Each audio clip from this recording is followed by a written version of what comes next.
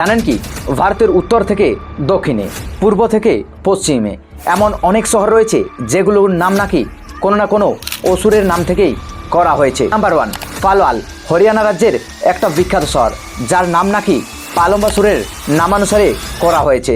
Number 2, Jalandhar Punjab রাজ্যের একটি জনপ্রিয় শহর। এই শহরটি তামড়া শিল্পের জন্য অধিক প্রসিদ্ধ। জলন্ধর নামক এক অসুরের নামানুসারেই এই জলন্ধর রাজ্যের নামকরণ করা হয়েছে। নাম্বার 3, দক্ষিণ ভারতের মহীশূর নামক শহরটির নামকরণ মহিষাসুর নামক রাক্ষসের নামানুসারে করা হয়েছে। অসুরের আমলে এই শহরটির নাম মহীশূর বলা হতো। এরপর এটি মহীশূর এবং অবশেষে কন্নড় ভাষার সাথে মিলেমিশে মহীশূর নামে পরিচিতি পায়। নাম্বার 4, গয়া বিহারের একটি বিখ্যাত শহর, যার নাম নাকি গয়া নামক রাক্ষসের নামানুসারে করা হয়েছে। নাম্বার 5, তিরুচিরাপল্লী তামিলনাড়ুর একটি বিখ্যাত শহর। ত্রিশরণ নামক এক রাক্ষসের নামানুসারে এই শহরটির নামকরণ করা হয়েছে। সময়ের সঙ্গে সঙ্গে এই শহরটির নাম পরিবর্তন হতে থাকে। এটি থিরুচিকাপুরম, পরবর্তীতে ত্রিপুরম এবং অবশেষে তিরুচিরাপল্লীতে রূপান্তরিত হয়।